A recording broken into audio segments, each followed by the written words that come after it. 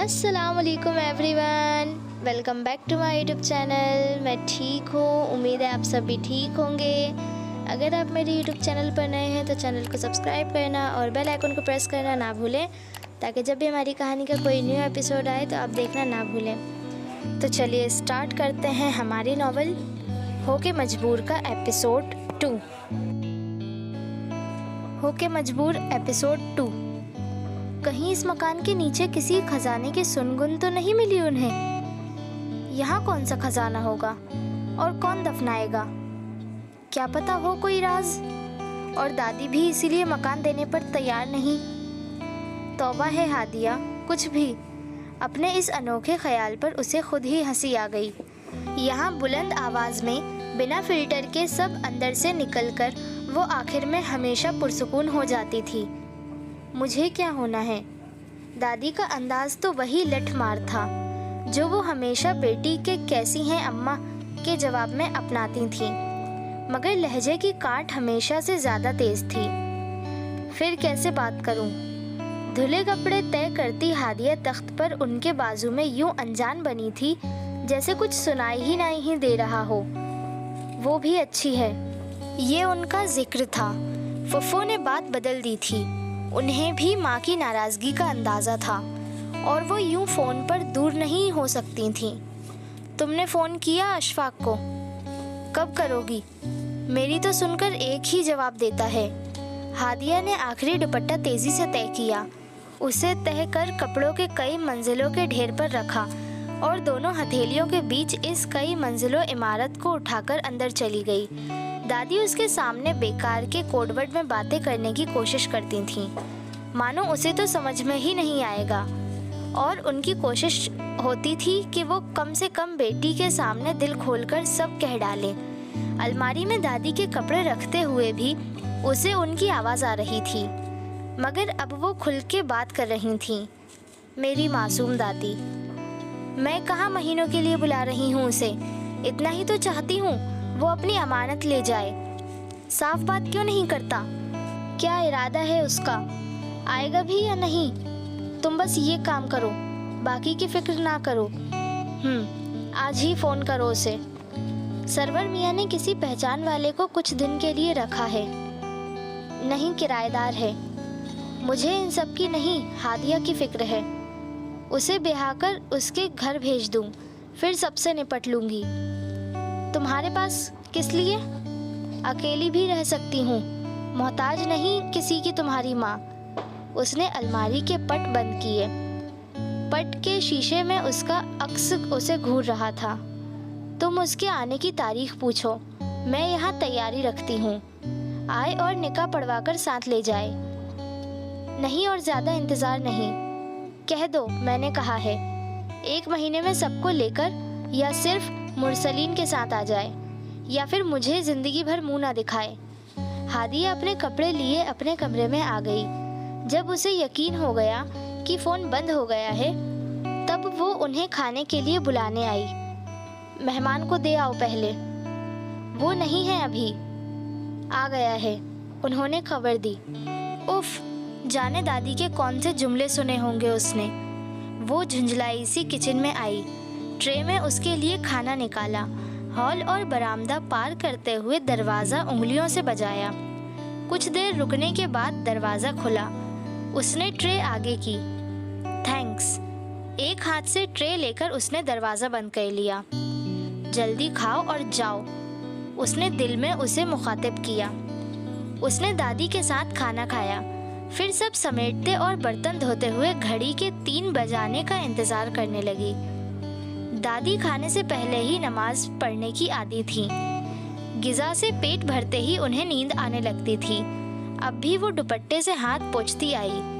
वहाँ हमेशा की तरह कुर्सी पर ट्रे रखी थी। चला गया।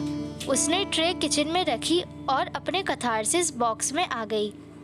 बंद खिड़की को देखते हुए वो अपनी खास जगह पर बैठ गई। उसे सामने की दीवार पूरी तवज्जो से सुनती महसूस हुई और वो शुरू हो गई। दादी तो अपनी खुद मुख्तारी और गैर मोहताजी पर खुश हैं, लेकिन उन्हें मुझसे मर्जी और ख्वाहिश पूछने का ख्याल क्यों नहीं आता? आज तक एक बार भी मुझसे नहीं पूछा, तुझे मुरसलीन से शादी करनी भी है या नहीं? तेरी मर्जी तो है ना? अपनी मोहब्बत और ख्वाहिश का वास्ता देकर ही पूछ ले। पूछे तो। अच्छा, उन्होंने पूछ लिया तो तुम क्या करोगी? मैं उस वक्त सोच लूंगी क्या कहना है। अभी तो मुझे दादी की इस गफलत पर बहुत गुस्सा आ रहा है। वो मेरी शादी की बातें मेरे सामने यूं करती हैं जैसा इस सारे मामले में मेरा कोई लेना देना ही नहीं। गुस्सा इसलिए ज़्यादा है कि चचा सीधा उन्हें टाल रहे हैं, मगर वो समझ ही नहीं रही। मुझसे पूछें तो मैं कहूँ कि दादी, सारी उम्र दुबई में रहने वाला आपका पोता एक देहाती से शादी नहीं करना चाहेगा। ज़्यादा उम्मीद ना रखें।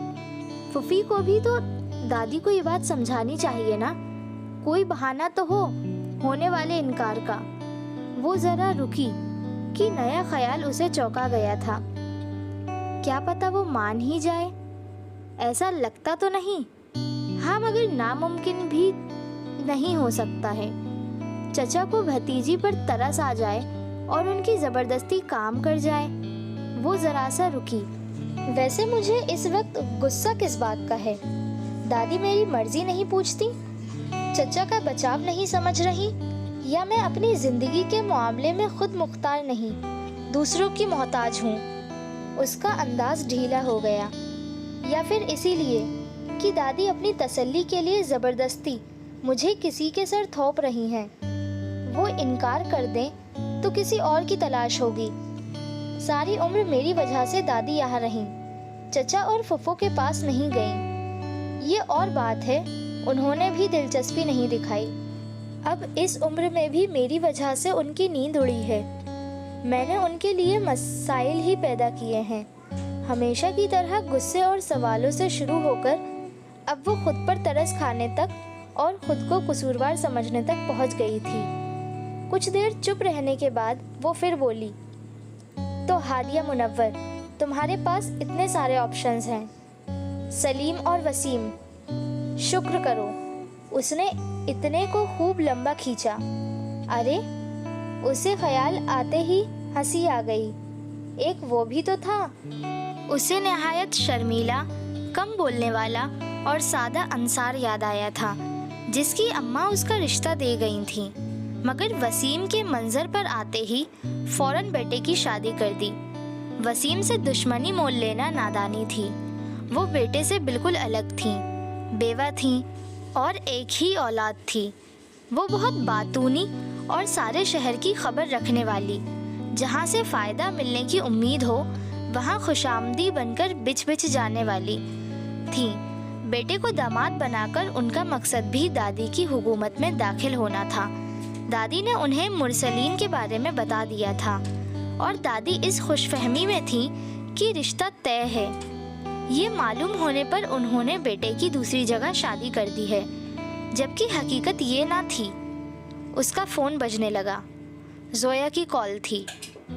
फुर्सत मिल गई तुम्हें? तौबा, तुम्हारी शादी और बच्चे हो जाएं, फिर इस पर बात करेंगे। अभी छोड़ो, तुम्हारी कुछ समझ में नहीं आएगा। अभी मैं शादी पर जली भुनी हूँ, इसीलिए छोड़ो मत मुझे। अच्छा, अपने कथारसिस बॉक्स में हो? वो हंसने लगी।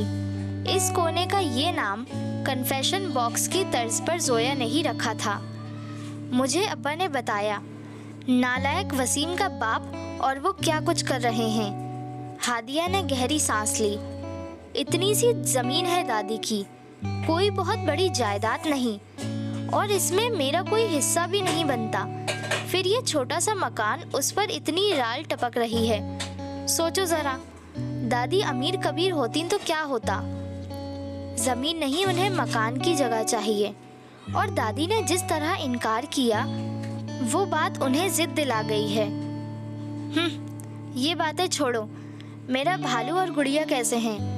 उसने जोया के बच्चों का पूछा और हंस दी।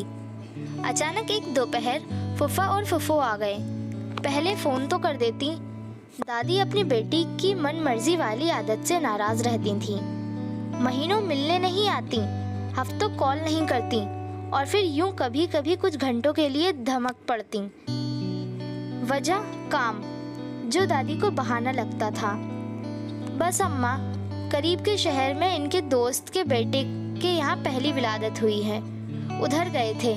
वहाँ से जल्दी फ्री हो गए तो मैंने कहा आपसे मिलती चलूं। बेटी की साफ गोई पर दादी के दिल को ठेस लगी। दुनियादारी निभाने का वक्त है, माँ के लिए नहीं। उन्होंने पानी लिए अंदर आई हादिया को मुखातिब किया। दिया बेटा, कुछ तकल्लुफ ना करना, कुछ देर में ही निकलेंगे हम। रात का खाना खाकर जाइए फुफो, आप इतने दिनों बाद तो आई हैं। नहीं बेटा, खाने को रुके तो घर पहुंचने में देर होगी। ज़्यादा रात हो तो मुझे ड्राइविंग में भी परेशानी होती है, फुफा ने कहा। फुफ्फो और फुफ्फा का अपना निजी स्कूल था, उन्हें फुर्सत कम ही मिलती थी। उनकी एक बेटी और एक बेटा था। दोनों शादी के बाद ऑस्ट्रेलिया में सेटल थे। तभी सहन से गुजर रहे असद को देखकर दादी ने आवाज़ दी, असद बेटा। वो हॉल में चला आया। अंदर मौजूद नए चेहरों को देखकर उसने सलाम किया। ये असद है, सरवर मियाँ ने यहाँ ठहराया है। आओ बैठो। दादी ने बेटी और दामाद से उसकी पहचान करवाई। वो सोफे के साथ वाली कुर्सी पर बैठ गया। हादिया किचन में चली आई। खाना नहीं, मतलब रिफ्रेशमेंट का इंतज़ाम ही खाने जैसा करना होगा। खाने के लिए इनकार करने वाले मेहमानों को क्या वाकई एहसास नहीं होता कि इस तरह वो मेज़बान का काम बढ़ा रहे हैं? उनके यहाँ कभी कभार के मेहमानों के लिए बिस्किट रखे होते थे। अब फुफ्फा फुफ्फो को सिर्फ चाय बिस्किट तो नहीं खिला सकती थी ना। इनका भी स्कूल है, दादी ने बताया। अच्छा, वो फुफ्फा की तरफ देखने लगा और उन्होंने स्कूल कब, कैसे और क्यों शुरू किया, इसे लेकर अब तक की समरी उसको सुना दी। आपकी परमानेंट जॉब है या कॉन्ट्रैक्ट बेस पर है यहाँ? फुफ्फो ने पूछा। दोनों ही नहीं, मेरे पास 1-1.5 महीने का वक्त था और यहाँ बच्चों को साइंस और मैथ समझाने पढ़ाने की ज़रूरत थी। यूँ समझें, मैं क्लास में ट्यूशन देता हूँ। रेगुलर टीचर हैं यहाँ, लेकिन वो मेडिकल इमरजेंसी की वजह से क्लास लेने से दूर हैं। अरे वो सेहतमंद भी हों तो सरकारी स्कूलों और टीचरों का स्टेटस वो नहीं होता जो शहरों में होता है। फुफ्फो ने अफसोस से सर हिलाया। उसे इस बात से अनबन थी, लेकिन वो चुप रहा। आपकी क्वालिफिकेशन क्या है? मैं फ़िलहाल फ़िज़िक्स में PhD हूँ। माशाअल्लाह। फुफ्फो ने उसकी बात भी मुकम्मल नहीं होने दी कि वो PhD की तैयारी कर रहा था। उन्हें पढ़े लिखे लोग पसंद थे। किचन में हादिया ने मुतासिर होने वाला मुंह बनाया। वाह जी, इतने बड़े तुर्रम खां हमारे किराएदार हैं। कहाँ से हैं आप? असद ने पहलू बदला। आपने तो बच्चे का इंटरव्यू ही शुरू कर दिया। फुफ्फो ने उसकी बेआरामी महसूस करते हुए कहा। अरे भाई, हमारी ही फील्ड है, कभी ज़रूरत पड़ गई तो दोनों का भला होगा ना। अब हर PhD बंदा तो टीचिंग में दिलचस्पी नहीं रखता। कहाँ से हैं आप? फुफ्फा ने बेगम की बात नज़रअंदाज करके अपना पुराना सवाल दोहराया। असद को झूठ कहने के लिए कोई दूर दराज के शहर का नाम भी नहीं सूझ रहा था। तभी उसका फ़ोन बजने लगा। Excuse me. वो फ़ोन देखते हुए खड़ा हुआ। वो ये कॉल हरगिज़ रिसीव नहीं करना चाहता था, लेकिन फ़िलहाल जवाब से बचने का यही एक रास्ता था। ज़रूरी कॉल है। वो हॉल से बाहर अपने कमरे की तरफ आया और कॉल बंद करके फ़ोन स्विच ऑफ कर दिया। कितनी देर तक वो फ़ोन हाथों में लिए खड़ा रहा? बता ही देता, इतनी एहतियात भी गैर ज़रूरी है। उसे ख्याल आया। कुछ देर वो सोचता रहा, कमरे में चला जाए या वापस हॉल में जाए। आखिर हॉल में वापस आ गया। सॉरी। अपनी जगह पर बैठते हुए उसने माफ़ी चाही। अरे कोई बात नहीं बेटा। दादी और फुफ्फो अपनी बातों में बिजी थीं। ऐसे में फुफ्फा को वो मिल गया। काफ़ी देर बाद वो 2 तरह के पकौड़े, आलू पेटिस, बिस्किट और हलवा लेकर आई तो चारों अपनी बातों में बिजी थे।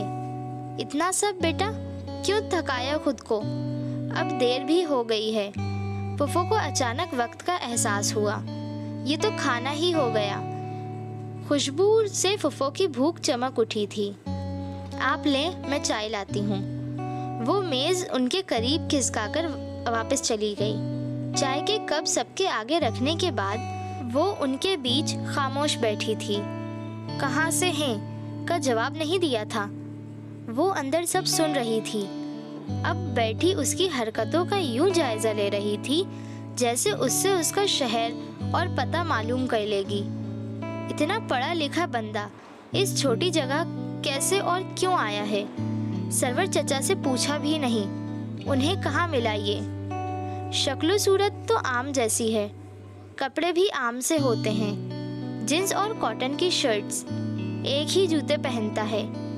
गैर जरूरी बात भी नहीं करता, ना ताक झाक करते और सुनगुन लेते पकड़ा गया।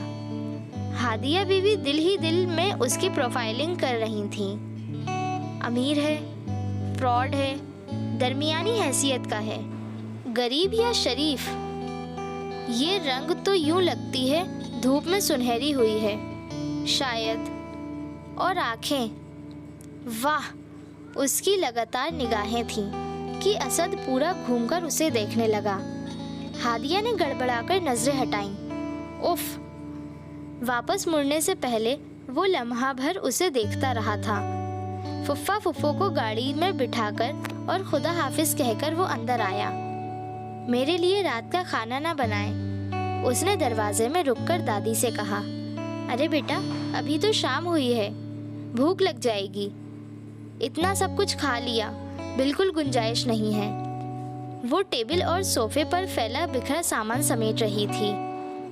उसे अब ये बंदा धोखेबाज लग रहा था। उसके ननिहाल से खाला ही थी जो कभी कभार आती थी। इसकी वजह शायद ये थी कि वो पड़ोस के गांव में रहती थीं। अक्सर उनके साथ उनका बेटा साहिल भी होता था।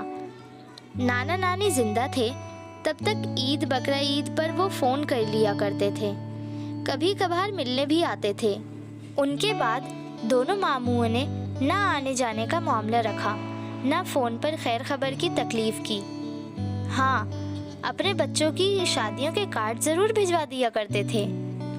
आज खाला तन्हा ही आई थीं, ये कहने कि उनके शौहर दादी से मिलना चाहते हैं। दादी बड़ी देर तक उनसे शिकायत करती रहीं कि ननिहाल ने उसे मुकम्मल भुला दिया है, ना कोई कांटेक्ट करता है, ना मिलने आता है। खाला भी दबे दबे लफ्ज़ों में जता गईं कि दादी ने उसे ननिहाल से दूर रखा है। वो चाहती तो हादिया ननिहाल से करीब रह सकती थी। कब कब उन्होंने हादिया को अपने साथ ले जाना चाहा था और दादी ने मना कर दिया था। पीछे जाते जाते वो उसकी अम्मी तक पहुंच गईं कि कैसे वो भी बहुत कम मायके जाती थीं।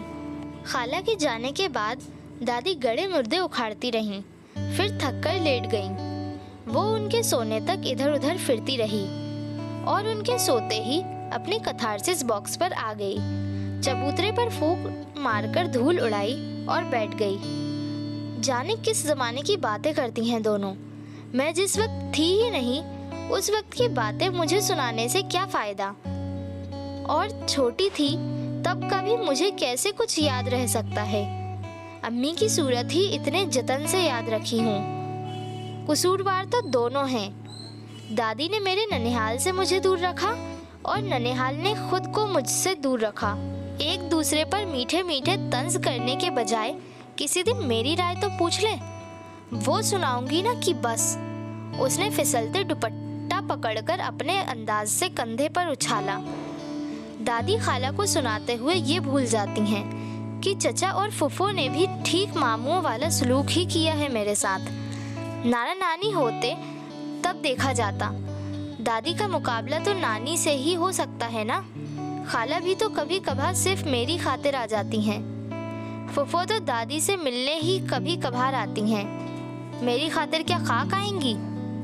खाला का भी तो कितना दिल दुखता होगा। एक बहू बेटा उनसे पहले दुनिया से चले गए, एक बेटा मीलों दूर जा बसा, अब सालों शक्ल नहीं दिखाता, और एक बेटी वो भी अपनी दुनिया में मस्त और बिजी। अगर मैं होती तो क्या तब भी चचा और फुफ्फो दोनों दादी को यहाँ यूं ही तन्हा छोड़ देते या अपने साथ ले जाते? उफ, तो क्या दादी मेरी वजह से अपनी औलाद से दूर हैं? और नहीं तो क्या, कौन अपनी बूढ़ी माँ को तन्हा छोड़ेगा? कम से कम लोग क्या कहेंगे, ये ख्याल ही उन्हें माँ को अपने साथ रखने पर मजबूर कर देगा। अब ज़्यादा जज्बाती होने की ज़रूरत नहीं।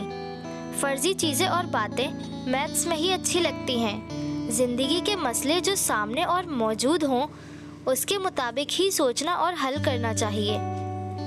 ये होता तो वैसा होता और वो होता तो ऐसा होता, ये बातें कंफ्यूज करके अच्छे भले दिलो दिमाग को पटरी से उतारने वाली हैं।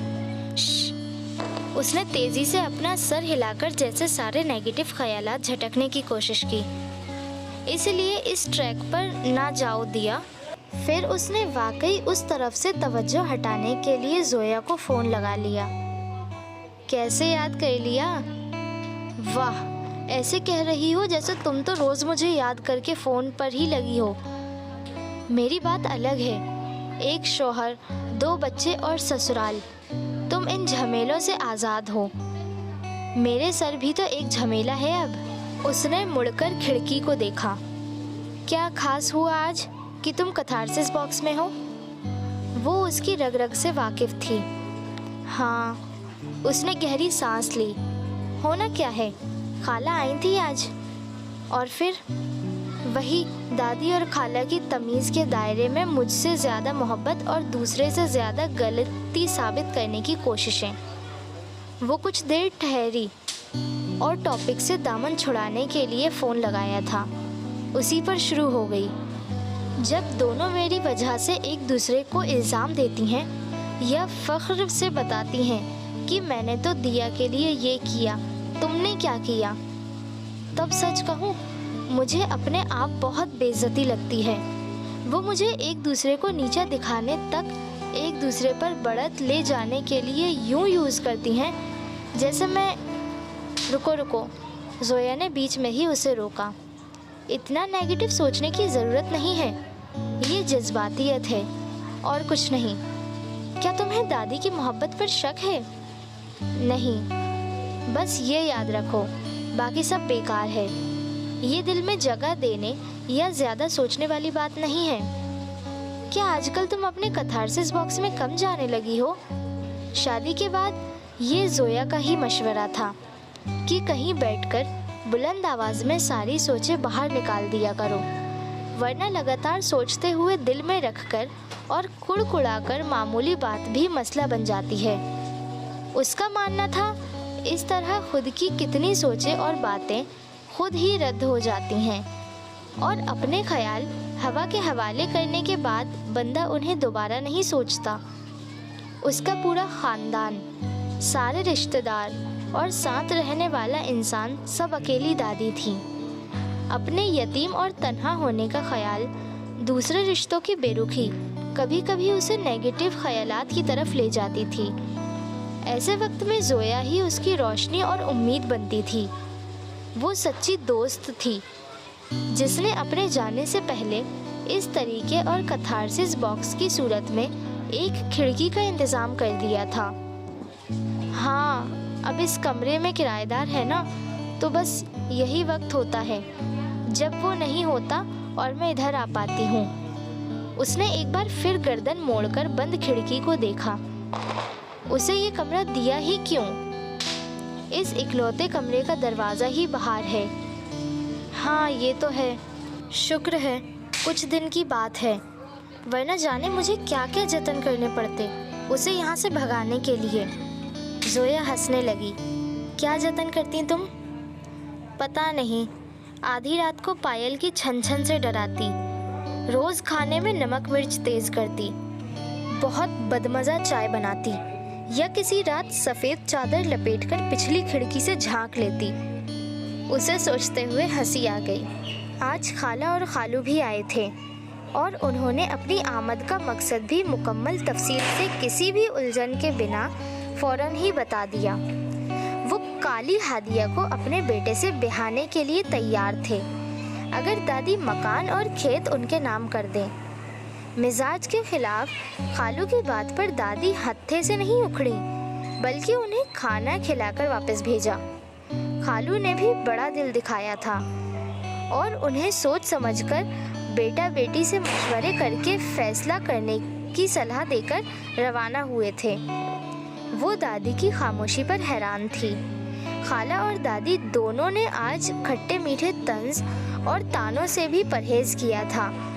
उनके जाने के बाद वो अपने कोने में चली आई। लो हादिया बीबी, क्या किस्मत लेकर आई हो, एक और उम्मीदवार। खालू ने तो जो एहसान जताते हुए रिश्ता दिया, वो हैरत एक तरफ, उससे ज़्यादा हैरानी दादी की चुप्पी पर है। इस मैट्रिक फेल उजड़ गवार के लिए दादी ने साफ इनकार क्यों नहीं किया? बाकी को तो फौरन अपने फॉरेनर पोते का कह देती हैं, मगर खालू की बात सुनकर चुप बैठी रही। वैसे खाला जानती तो हैं, फिर भी वो अपने बेटे के लिए आईं। दोनों ही अजीब हैं। वसीम को सिर्फ घर चाहिए, उन्हें घर के साथ ज़मीन भी। मैं तो वो एकदम चुप हो गई। कुछ देर बाद फिर शुरू हुई। दादी ने मुझे इतना कभी हैरान नहीं किया जितना उनका ये रवैया। क्या वो चचा की टाल मटोल समझ गई हैं? सर के ऊपर हुए शोर पर ज़बान को खुद ब खुद ब्रेक लगा और वो झट पलटी। खुली खिड़की में असद था। उफ! बेख्तियार उसने हथेली से मुंह ढांपा। सर में दर्द है, इसलिए आज बख्श दे। असद ने जुमला ज़रा ठहर के मुकम्मल किया और जताती बनावटी मुस्कुराहट के साथ खिड़की बंद कर दी। ये क्या रोज़? हाँ, उसने दूसरी हथेली भी मुंह पर रख ली। मगर कैसे? इसने एक ही दिन उसे 5 बजे आते देखा था, इसके बाद कभी नहीं। और इस वक्त को ही उसकी वापसी की रूटीन मान बैठी थी कि वो खाने के बाद ट्रे कुर्सी पर रखते हुए वापस स्कूल चला जाता है और शाम को वापस आता है। वो यहीं हथेलियों से मुंह दबाए सरपट दौड़ी थी। बहुत गलत बात है ये। अपने कमरे में आने तक हैरत और सदमा गुस्से में ढल गया। खिड़की इतने आराम से कैसे खुल गई? किसी की बातें चोरी छुपे सुनना जुर्म है। वो कहेगा किसी के आराम में खलल डालना गुनाह है। फिर वो अपनी मौजूदगी की खबर तो दे सकता था ना। वो कहेगा अकेला होने का पता करना तुम्हारा काम था। उफ! उसे अपनी सारी बातें लगातार याद आ रही थीं। वो औंधे मुंह बिस्तर पर गिर गई। या अल्लाह, उसने जो जो सुना है वो सब उसकी याददाश्त से गायब कर दे। आमीन। उसने दिल में दुआ मांगी। कुछ देर अफसोस के बाद वो उठ बैठी। कुछ समझ में नहीं आ रहा था कि क्या करे। कुछ देर कमरे में टहलती रही, फिर किसी ख्याल के तहत अलमारी और दरवाजे खंगालने लगी। ज़रूरी चीज़ें मिलते ही वापस उसके कमरे तक पहुंची। दस्तक पर असद चौंका। अब क्या? उसे यकीन था वही होगी। दरवाज़ा खोला, सामने हादिया खड़ी थी। हाथ में छोटी सी प्लेट थी। ये अभी के लिए। उसकी उंगली का रुख डिस्प्रिन की गोली के पत्ते की तरफ था, जिसमें अभी 4 गोलियां बाकी थीं। और ये आइंदा के लिए। दूसरी चीज़ रुई का छोटा सा गोला था। मतलब बाज नहीं आना। असद ने सोचते हुए ट्रे ले ली। Thank you. वो उसे अपने अखलाक से शर्मिंदा करना चाहती थी, उसकी गलत हरकत का एहसास कराना चाहती थी, और यहाँ वो खुश हो रहा था। उम्मीद के मुताबिक रद्दे अमल ना मिलने पर हादिया ने होंठ भींचकर उसे घूरा और सर हिलाकर पलट गई। रोकते रोकते भी असद के होंठों पर मुस्कुराहट खिल गई। आपने हमारी कहानी यहाँ तक सुनी। आपको हमारी नॉवल कैसी लगी हमें कमेंट करके ज़रूर बताएं। अगर पसंद आई हो तो लाइक कीजिए, कमेंट कीजिए, शेयर कीजिए और चैनल को सब्सक्राइब करना ना भूलें। तो चलिए मिलते हैं हमारी नॉवल के नेक्स्ट एपिसोड में। तब तक के लिए खुदा हाफिज़ and thank you for watching.